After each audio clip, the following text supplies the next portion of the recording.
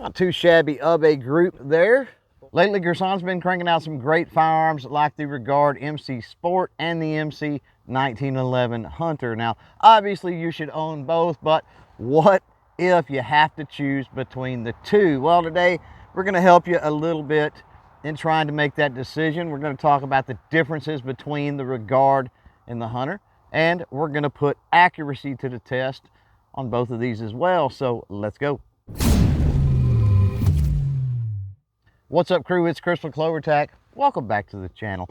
Now, the similarities between these two handguns, well, they're both all metal. They're both based off iconic designs, being, of course, the Beretta 92 and the 1911, but that's pretty much where they end. So let's talk about some of the differences. The Hunter is a single action only, where the Rhode is single action, double action. The Hunter chambered for 10 millimeter, where the Rhode is chambered for 9 millimeter. Capacity on the Hunter is 8+1. The capacity on the Rhode is 18+1. Barrel length on the Hunter comes in at 6 inches compared to 4.9 inches with the Rhode. And then with weight, the Hunter coming in heavier at 46 ounces versus 34 ounces on the Rhode. With all those differences, you definitely have some choices to make when it comes to your personal preferences. But what about accuracy? Does that matter? Let's put that to the test. 10 yards down range, I've got some targets for our friends at Outdoor Products Plus. And what we're going to do is we're going to fire 5 rounds from the Rhode, 5 rounds from the Hunter. We're going to be using a Winchester white box ammunition in both. The 9 millimeter being 115 grain FMJ, the 10 millimeter being 180 grain FMJ, and we're going to see what happens.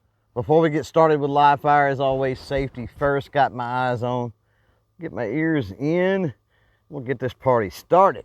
All right, here we go. Ladies first, to go with 9 millimeter, the Girsan Rhode MC Sport. And going to be shooting this one in single action, even though it is double action, single action. Here we go. See what kind of accuracy we can get on this thing.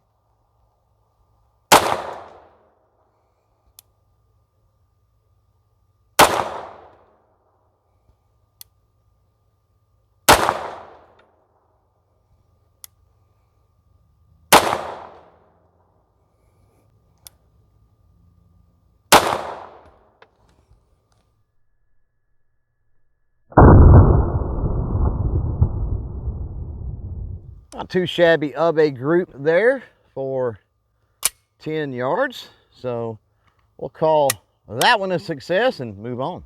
Next up, 5 rounds with the Hunter in 10 millimeter.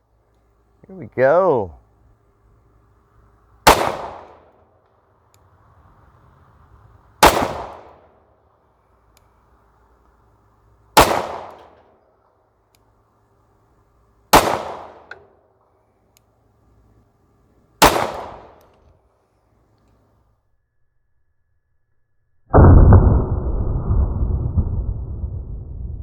Not bad at all there either. Nice. So with accuracy, both of these handguns perform pretty darn well. I think that's going to be a non-issue, which kicks us back into the differences in between these handguns when you're making your decision.